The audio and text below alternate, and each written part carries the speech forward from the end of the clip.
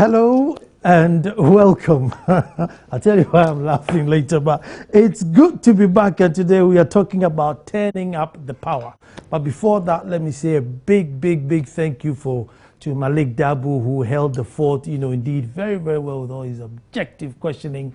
Malik, thank you very much for holding the fort. And I want to say thank you to you, the voters who will send in your text message 1 or 2. Last year we won, and this year we've also won Best Current Affairs Host of the Year. I want to say big thank you, and all those well wishes. Back from the honeymoon, back to reality, and we are going to crank up the power. What indeed is happening in the power sector? I have never ever once had an argument to say that we have never got enough generation system in this country. There's always enough generation system in the country one way or the other. The issue has always been how to fuel the generators or the plants that we have to get the energy. So then, as a layman, I then wonder, how would the solution be adding on more generation if the issue had been, fueling up? We owe Atuabu, we owe the Nigerians, we owe everybody, and now we're bringing on board new generators. How are they going to find the money to fuel up? But that's why we're here. Indeed, there was a suspended 81% energy, which we all kicked up, and the PRC said, well, we'll put it on hold. I kept saying that it will come back, and it seems to have come to bite us. Students are saying they don't want to pay electricity or utility bills. They want to just go to school and live freely, just as our predecessors who are making these laws enjoyed before. Here we are today. I have 2 thespians when it comes to energy in the studio, and they're just going to help me understand, and you understand, what indeed is happening to our power sector. And is this real, that we are really going to pay more than what we are doing now for power? Well, let's hear what Rekubebe says, and when I come back, I will introduce my guest.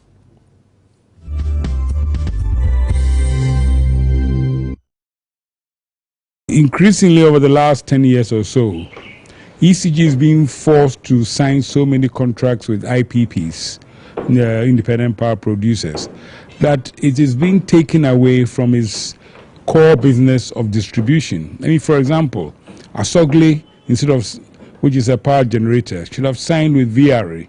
It's signed with ECG.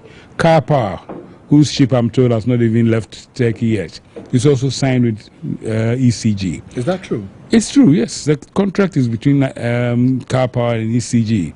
So we have a situation where VRA, when it was in charge of all our generation, used to plan so that we'll know how much we need, when, how to tender and get it all together, and then there was a systemic power system here. As we speak, for Ghanaians who are yet to hear anything about the next major tariff increase, it's likely that if this is not fixed, we would have to pay a capacity charge for plants that we are not actually using. Well, because if you've got overcapacity, you can only produce what you need. If you've got more than, let's say, 50% of a capacity, then yes, you'll be paying for the plants you're not using. That's why I'm saying that Car Power is probably long past the time when it was needed. If it comes now, or I think you have heard from other sources, our peak load now is 2,000 megawatts. The capacity we have is 3,000 megawatts. It's true the lake is not working to its full capacity, but if you go on and add Car Power and Amerit and all those other things, you finish up with almost 4,500 megawatt capacity. For a peak load that's only 2,000, it will take, with the most productive increase in our industrialization, perhaps maybe a decade or more, to go from 2,000 to 5,000 peak watt. So all those plants that are doing nothing will be being paid for. And elephants. Well, precisely. And where will they be coming from? You and I will be paying for. Well, this is one question that I have been asking, and indeed, I'm sure you've also been asking, and you should be asking, because apart from this Car Power, I know there's a total of about 10 barges which will eventually come into the country. What are we going to do with them? Because according to the contracts, whether you use them or not, they will still charge you, as they say, capacity charges. And this is one of those shows that there isn't enough time to finish, but we'll try as much as possible. With me in the studio, right next to me, is Dr. Ishmaelaka, Head of Policy Unit and Energy Policy Advisor for ASEP. Doc, you're welcome. Thank you. And then my own brother, Kwame Jantua, Energy Expert, and CPP. And so many other things. And so many other things, Yeah. you know, oil, and, you know, All, name it. all in one. Name it. Kwame, you're welcome. Thank you. And congratulations. Well, thank you very much. Welcome to the club. You see now. Better late than never. Better late than never. You are taking too much time.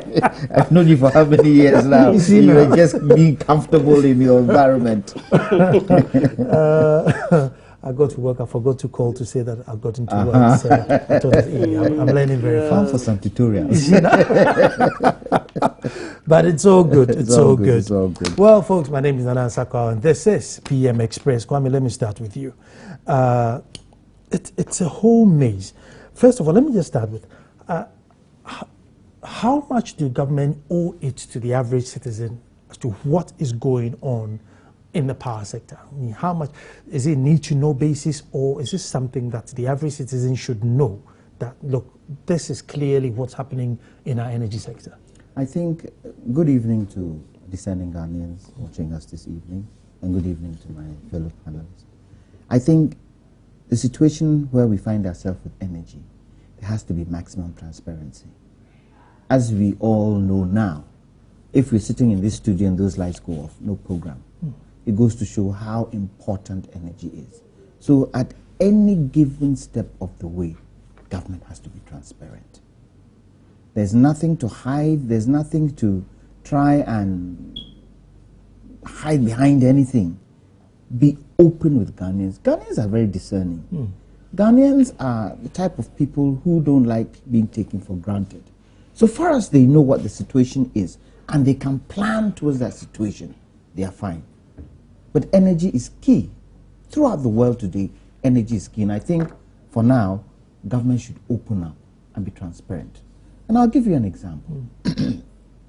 I had the Minister of Power indicate that Dumso is going to be over by the end of the year, maybe end of this month, or sometime in December. It's a good thing having power badges, all these things in place. What about the fuel to generate the power? It's like buying a brand new car and not having petrol to put in it. They will just be stagnant.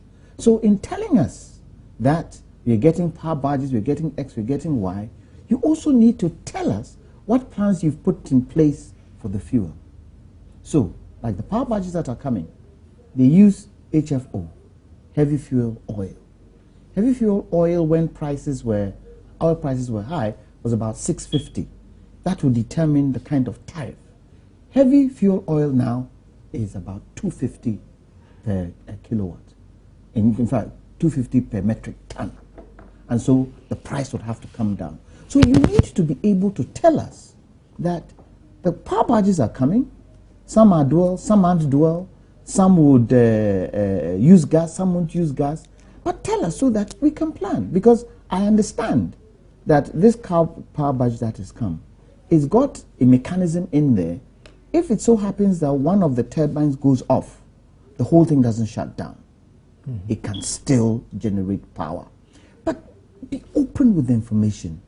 Yes, the power sector is a very technical area, but you'd be able to break it down, like programs like this, where you get the experts to come and sit, talk, and let Ghanaians understand. Because what Ghanaians are looking for, where power is concerned, is to be able to plan.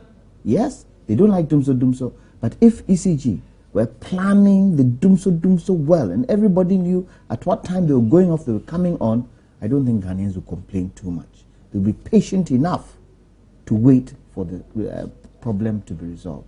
So I think, yes, for me, the transparency bit is very, very important.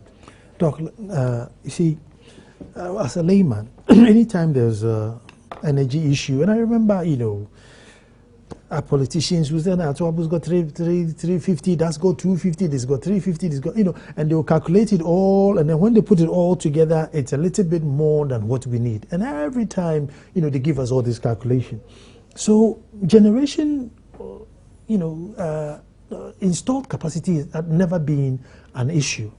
The issue VRA was talking about was, look, you owe us billions of dollars, give it to me, I'll buy crude and I'll fire the plants. So when they decided that, no, I'm not going to give you the money for fuels, I'd rather bring in more barges, I thought, well, you may be able to explain to the layman how that works, because I have 3 cars. I can't buy fuel in it, and my kids need to go to school. I said, well, in that case, I'll buy more cars. So how does it work? Thank you very much, and good evening. We have capacity, installed capacity. Now it's about 2,900 megawatts. At the peak level, that is the highest point of demand. We recorded this in 1st January 2014.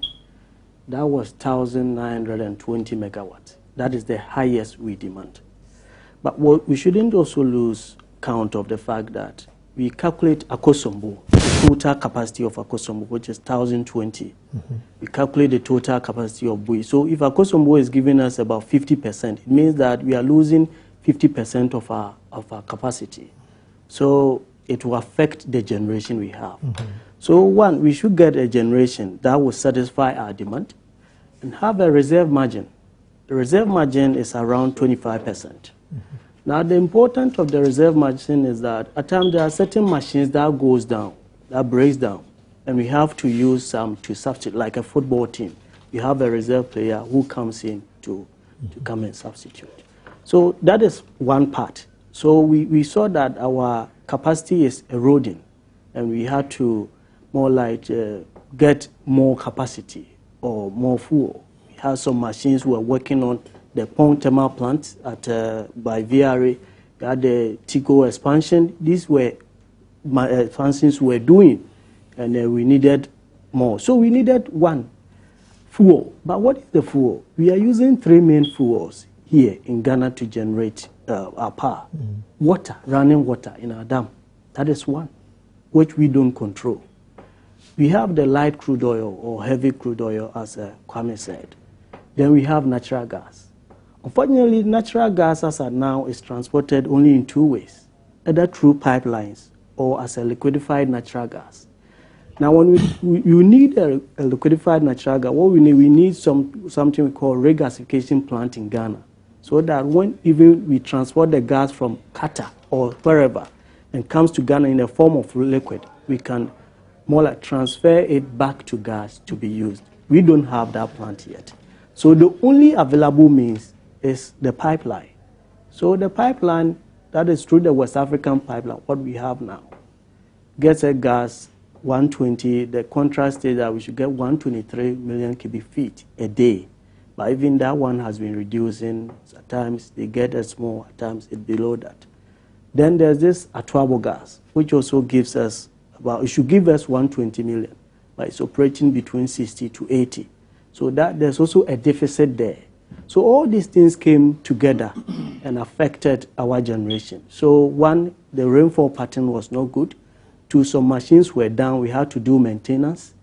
The third point was So with regards to rainfall pattern, that's one thing that really upset me, is because the dam was overdrafted. And I think that's one of the saddest thing that maybe this generation will never know, but posterity will never forgive us, to overdraft that. It's a national asset. It was very unfortunate. So apart from rainfall patterns, we destroyed it. We went beyond the capacity. I mean, it was below. We should have shut down so many of the turbines. We went on using it. I think that is a topic for another day. That's a topic for another day. It's a heartbreaking topic. So we had these 2 options. Should we get light crude oil or heavy crude oil to come in? For light crude oil, or should we get thermal plants? At least we had a generational deficit of about 500 megawatts. That started the whole doomsday. So should we get light crude oil or get some generator to come in quickly for the immediate term, help us to solve these things? But the generator was also useful. So we opted for the generator, that is through car power and the armory. I would have wanted a permanent solution. Probably, let us get fuel and invest in expanding our thermal plants, especially knowing that TEN and Sankofa will give us gas as soon as 2017, especially knowing that Quantum Power is building a regasification plant. That will come on board 2017, especially knowing that GE is investing in 1,000 megawatt plant. So that these are permanent. But we went in for the expensive option, and that is the power budget we are talking about now. Now, when you generate power with a hydro system, it costs just 5 cents per kilowatt hour. When you generate power with a badge, it costs 17 to 20 cents per kilowatt hour. So you can just see that is 4 times what we are getting from Akosombo. So that's the option we went for. I mean, these were 2 options available to government, and they are managing the economy on behalf of us. So I think they made a decision. What we hope, as Kwame said, is that there should be transparency. For instance, we are paying $1.2 billion for the car power badges for 20 megawatts. Last year, at the same time when we signed the agreement, Wasela, Finland company, Wasela, delivered to Dominican Republic a 430 megawatt badge costing 300 million euros. I mean, why is it so much different between what Ghana is paying for and what, say, Dominican is paying for? These are some of the questions we should be asking, and we need answers. If I may clarify a few things. My research tells me that we have given a guarantee for the $1.2 million that my brother is talking about. But it is not in cash.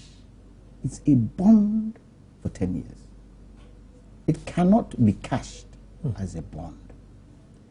With regards to the transmission lines, Car Power themselves have invested in these transmission lines. So, till date, I understand government hasn't put any money in.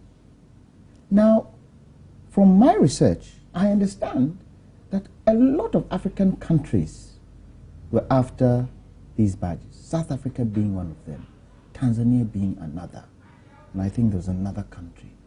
But Car Power decided that no, we would use Ghana as our hub.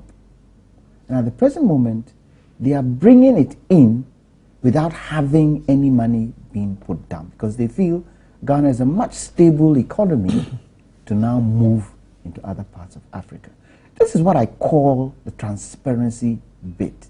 Tell Ghanaians what actually is going on so that we understand it better, so that we do not say things that really and truly put government in a certain light that isn't true and put the company in a certain light that isn't true. Tell us the truth. Let us know what happens. The same way when the car barge people came and said, well, the agreement we have is not just for interim. It's a long-term 10-year thing. Mm-hmm. Let's be transparent. I think it will help all of us where energy is concerned. With regards to decision, come 2017, as Doctor is saying, we have so many, other plans coming up. So in signing, in keeping these badges for the 10 years, how does that work? From what I know, and as I said before, the is it Car Power? Yeah. Badge is a reciprocal badge in terms that it can use gas, it can use LPG, it can use HFO. Now, when you now relate that to the number of contracts that have been signed for upstream production, exploration to production in the upstream, and when you look at the amount of gas Ghana has, if we plan effectively in terms of the types of contracts we are signing, because at the present moment, we only have the Jubilee field, which is producing gas. When the others come on stream, if, like the government has signed about 23 contracts so far, and correct me if I'm wrong, so 23 contracts so far for companies to explore up to production. When all these are now producing, the amount of gas that is going to come out, we have to be very, very careful that we don't flare, that we have the capacity to take on this gas. And the beauty about that is that once we can fulfill the domestic need, we can now start exporting. Now that exporting has to do with a lot of infrastructure being put in place. For me, the key for exporting is that the money and the revenue we get from exporting should go directly back into energy. Shouldn't go anywhere. It shouldn't be used for any other part of the economy, so that we can continue to maintain, because that is one of the major problems we have. So Tico is down, Asogle is down, this is down, we are in Dumso. But if we have the money there, we make sure that at any given time, when the maintenance times arrive, we maintain and move forward.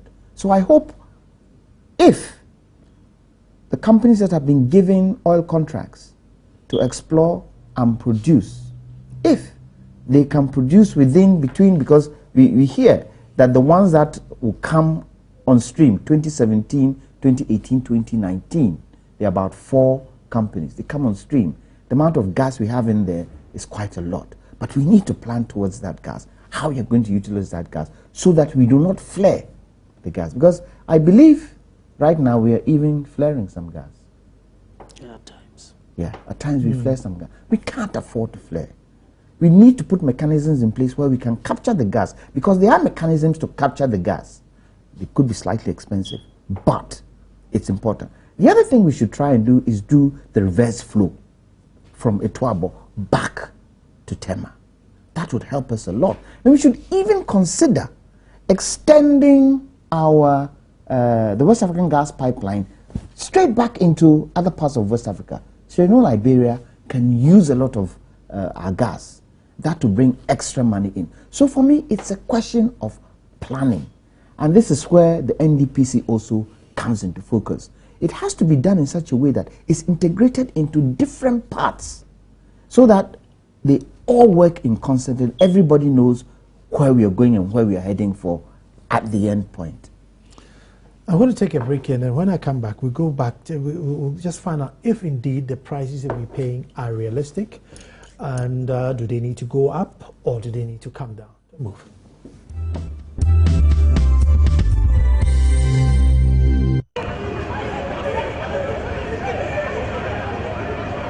Some students from the public universities are here. They are protesting against what they call government decision to pass on the payment of utilities on them.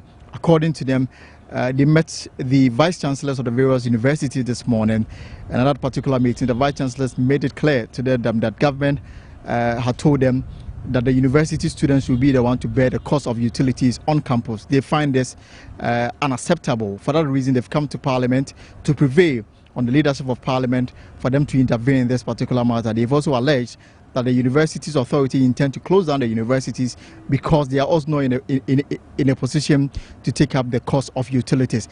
Let me bring in one of the students here. Gentlemen, tell me your name. My name is Barima Osei Asare. And which university do you represent? I'm from the Kwame Nkrumah University of Science and Technology. Why have you decided to come to Parliament? Why are you not taking your protest to the government? You see, early this morning, we had a meeting with the Vice Chancellor's Ghana. And during that meeting, the Vice Chancellor's Ghana communicated to us that government has indeed written to them to charge electricity, to charge for utility bills. But this is different from the position that government communicated to us. I think the problem here is that government, through the education ministry, they write to the students telling us that we are not going to pay for utility. This same government, through the finance ministry, they also write to the utility companies and also write to the vice chancellors that indeed the students of Ghana are going to pay.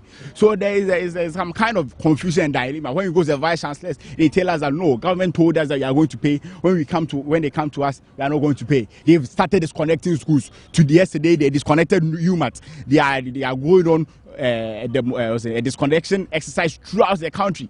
They've threatened Ken yesterday in my school that they are come to disconnect us. There was no conclusion because we students of Ghana, government has communicated to us that we are not going to pay, and we know that education is a right, not a privilege.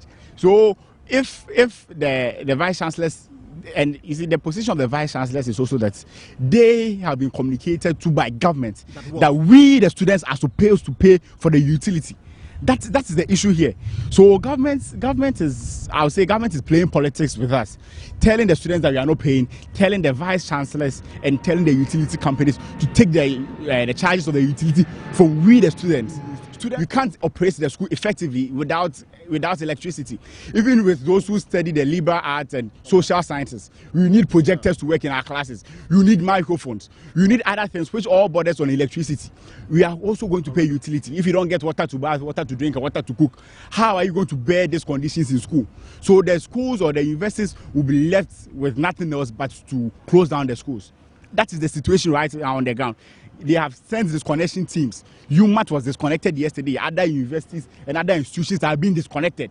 And we as students of the Republic of Ghana, we can't sit down for all our schools to be disconnected.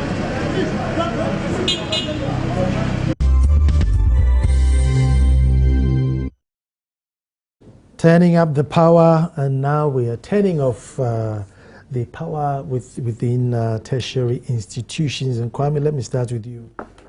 The premises of whether we are paying a fair price or not, because it's always been a challenge. But I'll start with the students' protest. I mean, do the students have a case, or yes, they should pay because times of cheap power is over? What has happened in the past, especially with education? As he said, education is not a privilege, it's a right. And if because of lack of paying for utilities by government, they're going to close universities down, who is it going to affect? It's going to affect the country. First of all, let's start from how much government owes the utility companies. $512 million. When is that going to be paid? If that money is paid, will it not help in terms of utilities in the tertiary universities? But is it not part of the 500 million, these kids plugging in their laptops and watching videos? I mean, back then, there wasn't much to do, within your, probably a ceiling fan, those with luxuries. But now they have phones. But back then, we used to leave the lights on 10 to a dozen hours. No, but now they're leaving their lights on, charging their phones, their laptops, all the electrical gadgets. So if that is the case, we need to put in measures that would be able to make sure that we don't waste electricity in our tertiary institutions. There needs to be a way where we can control. Look, when you go to the hotels here, some hotels here, and you walk into the loo, what happens? The lights come on. The moment you leave, the lights go off. There has to be some system that we can put in place to check wastage where electricity is concerned. For me, to be able to increase tariffs has got to do with how efficient the power companies are in collecting their revenues. Isn't ECG owed a lot of money? And now they are using, if I can use the word, the Takashi way, and going to disconnect left, right, center. Okay, but in the disconnecting left, right, center, it causes a problem for the students. How are they going to study? How are they going to learn? Where is the burden going to fall? Is it not going to fall back on the parents? And these parents, the burden is going to fall back on. If they work in the public sector, are their salaries being increased for them to be able to say, okay, I've got an increase in my salary, here's 10 cedis. If they want to charge utilities, take it and go and pay. Doc, are the times of free energy over, or government should pay, or the students should pay? There should be a cut-off somewhere. Well, I believe that there was an undertaking that government subvented institutions. Government will settle their electricity bills. I think that what ECG is disconnecting the police and universities for are what they owe. And that one is government's responsibility, because more like the government decided that we are going to pay the electricity bill. That's one. I think all university students also pay for facility user fee. What is facility user fee?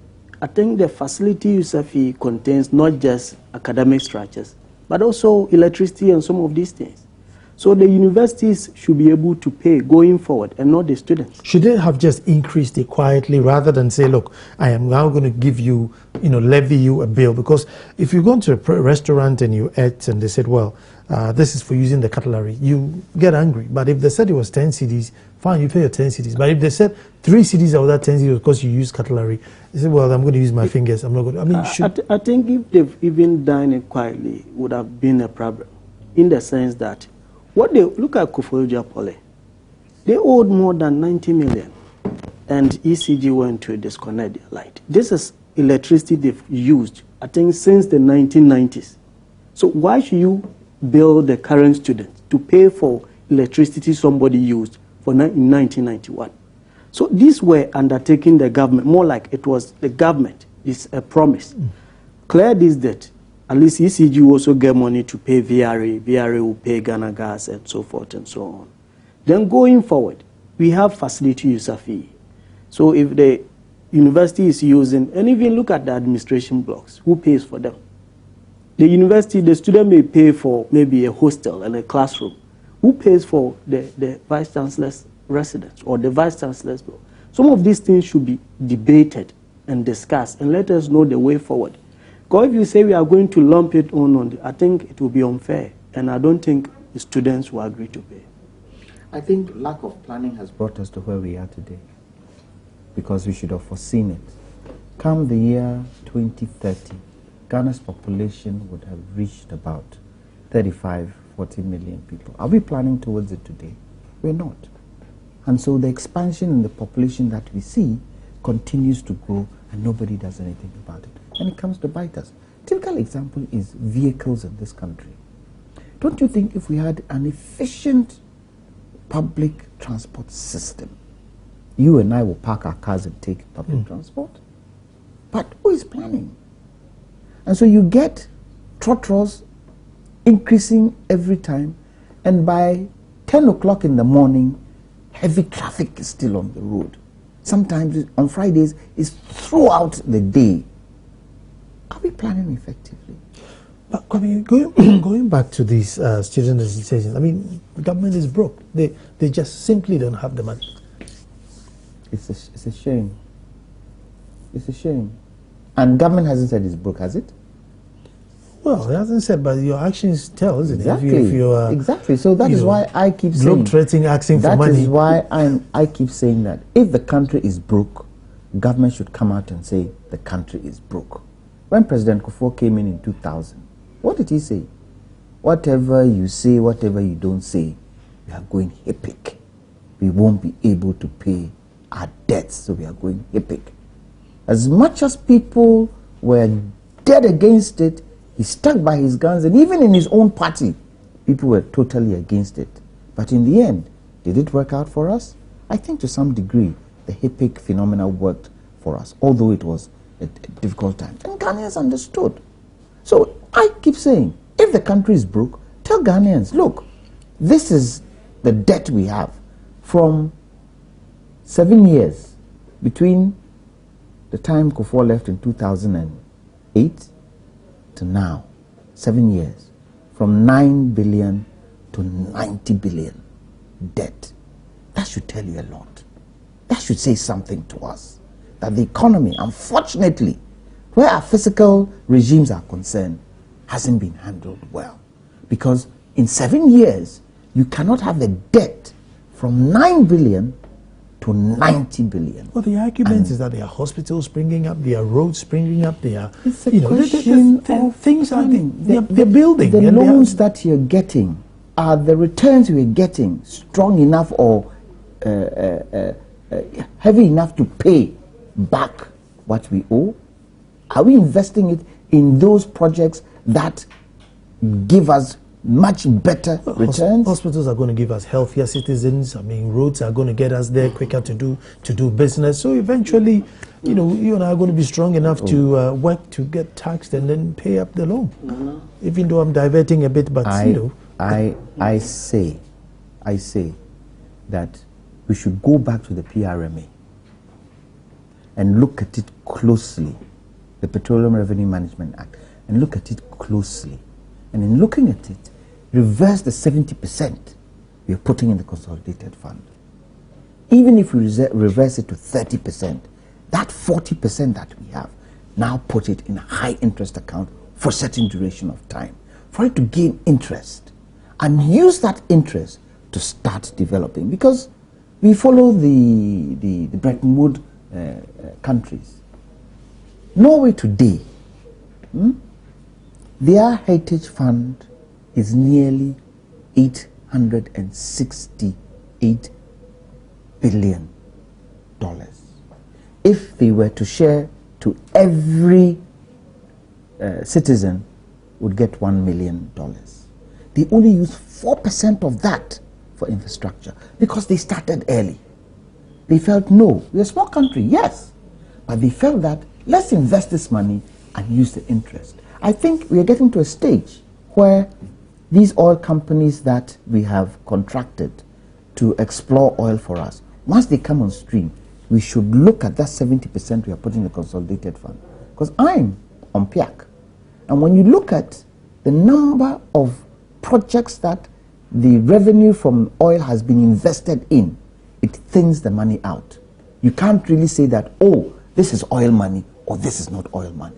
I think we've got to a stage where we should look at it critically. And for me, if we had that system in place, major challenges that we face, like energy now, we can use that money to sort it. Doc, let me bring you. You wanted to make a comment. I wanted to say that I don't know whether the government is broke, but I think it's a matter of seeing something as important.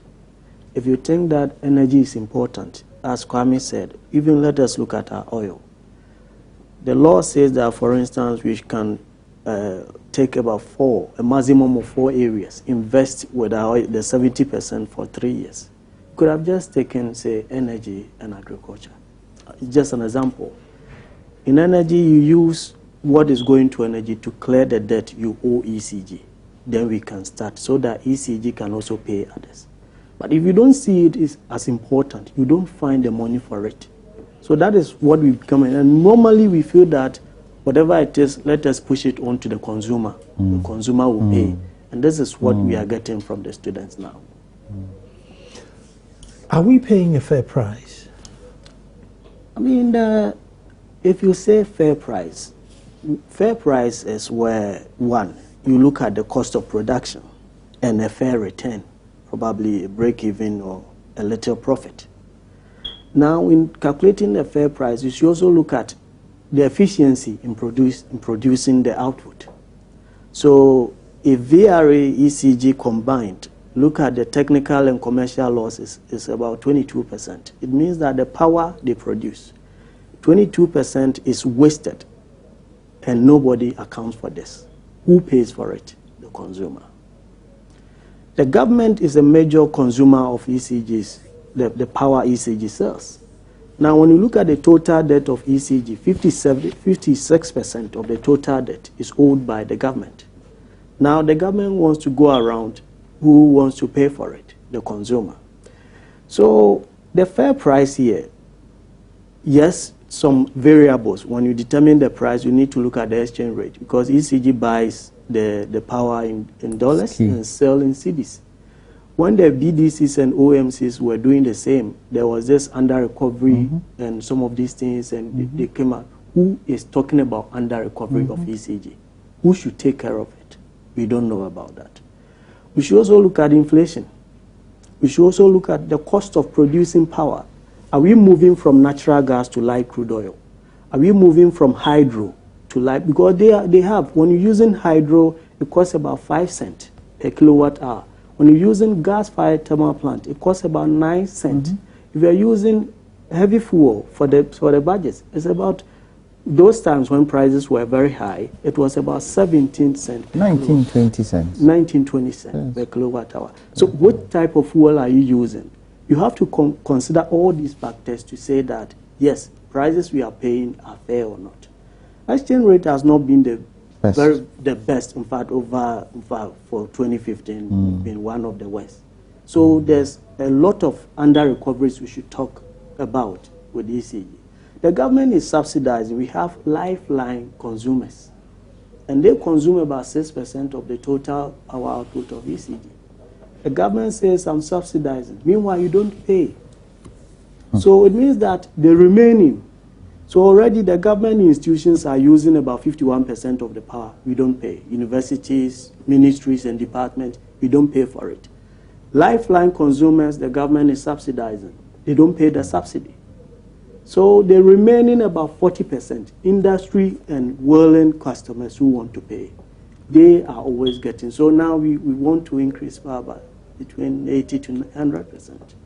So for me, it is so high. Yes, there should be some increment, but I think that it is not that much. Let us, one, get who owes ECG, collect all those, because it's like a bucket, a leaking bucket. The government is leaking. So you pour in, even let us pump additional 100% into the bucket. Because it is leaking, eventually the bucket will be empty. Until we stop it, that yes, going forward, we clear the debt, that is one. Two, we put in measures so that governments have entered institutions. When you are planning, doing the budget, you budget for these institutions. So universities, even it will encourage efficiency. That the government is giving you 5 million cedis for your electricity bills for 2016. And as a vice chancellor, you put in measures because when it finishes, you won't get any additional money. But if we sit in Accra and say that, oh, we're going to pay for all subvented institutions, we use it anyhow, and at the end of the day, we don't pay. It puts ECG in a very poor financial. So, are we paying realistic prices? The answer may be varied depending on where you are given from. Now listen to this, which is for me is very frightening. And this is from a VRA official, and if you permit me to read. It says, VRA says even with the close to 80% tariff increment, they would not be able to cope with the actual cost of producing power. Although there is public outcry over the new tariffs, VRA officials explain that it cost them 54 pence per kilowatt hour for generating electricity through fuel, whilst the PRC tariff approval translates into a cost of 11.4 pence per kilowatt hour. So even that 80%, VRA are not meeting it. They cannot use that to generate power, which is frightening. So what should we do? I think we've got to a stage where we have to seriously look at solar. Let me take a break here because I was coming back to look at sustainability and alternative sources. I'm coming straight back.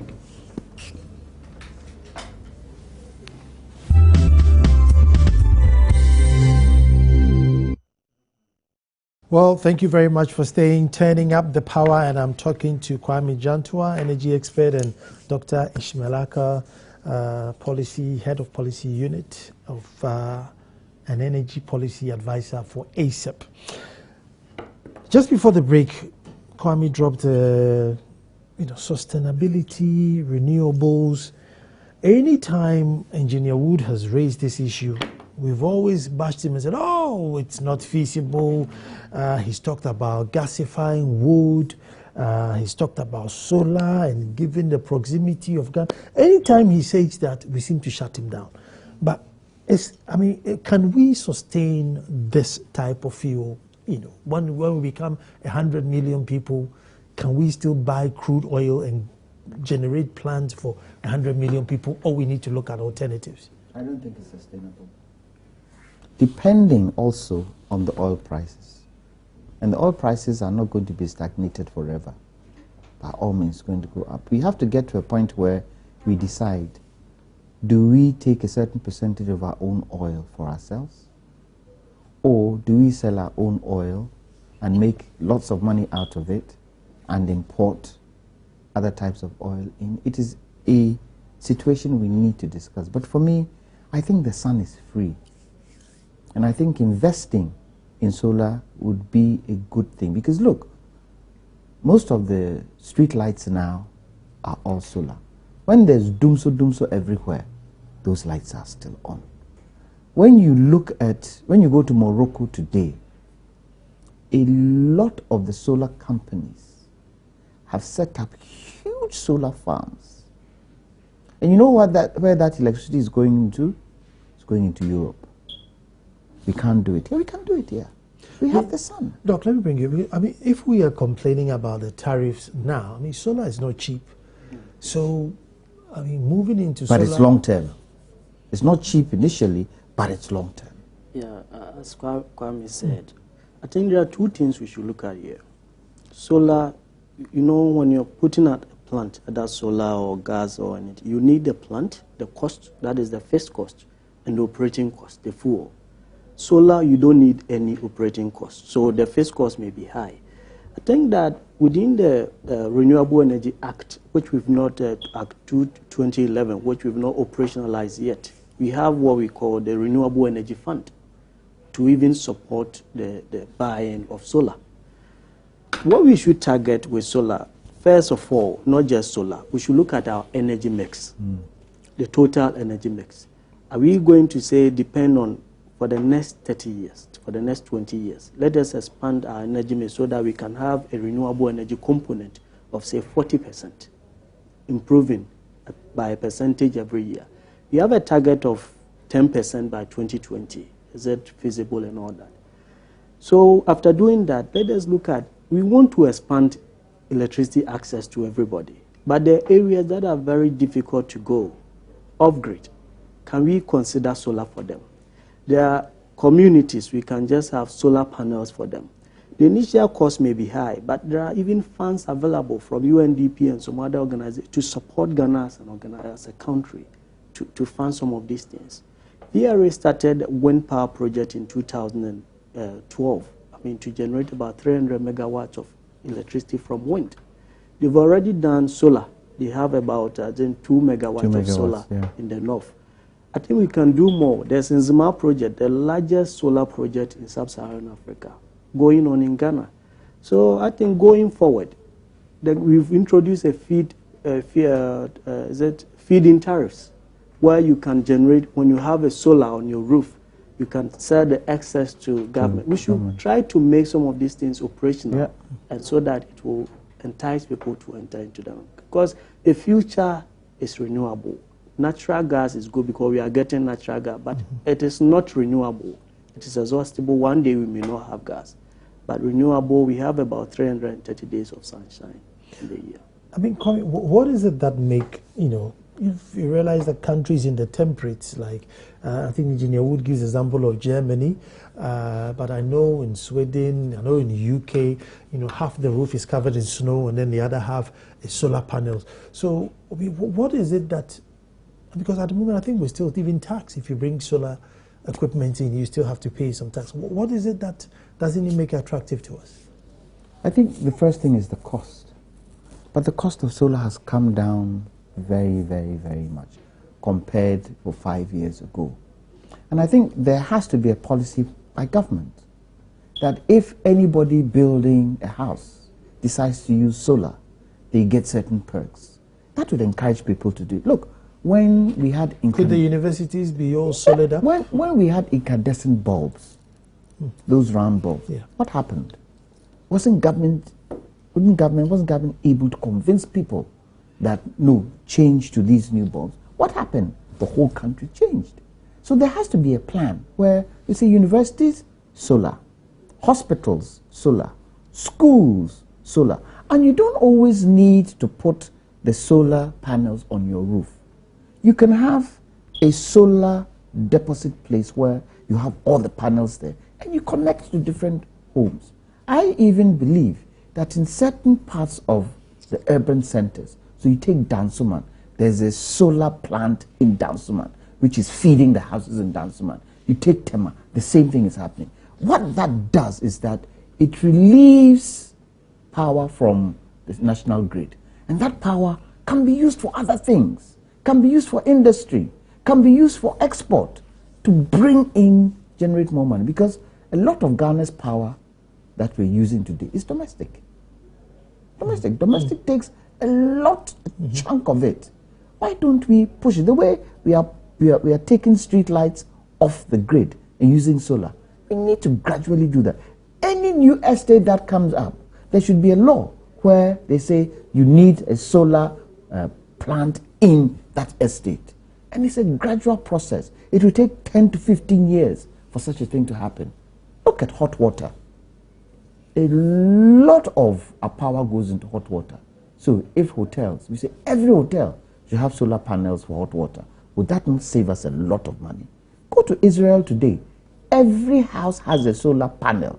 By law, you have to have a solar panel on top of your house. And Ghanaians wouldn't say, if they see the efficacy in it and they see that it gives better returns, don't do it. I know people who have solar on their houses today, they don't use the national grid. They just go and they turn their solar lights on because it saves them money. And so there has to be a policy whereby governments demarcates where solar should be, where the other mixes should be, and where we now say that that generation plan that is giving us maximum kilowatts, we use it for those areas that gives us a better return. Doc, is it politics or ignorance? What's stopping us? I think that I don't think it's ignorance. We know, in fact, since 1995, we reduced taxes on solar importation. 2001, we tried to remove all taxes. 2005, we initiated the Renewable Energy Fund. 2011, we launched the Renewable Energy Act. So, I mean, it has been just that the process has not been fast enough. That is one. And second, the most important, like the feed-in tariff and the renewable energy fund, what it does is that when you want to get a solar panel, it gives you 50% grant.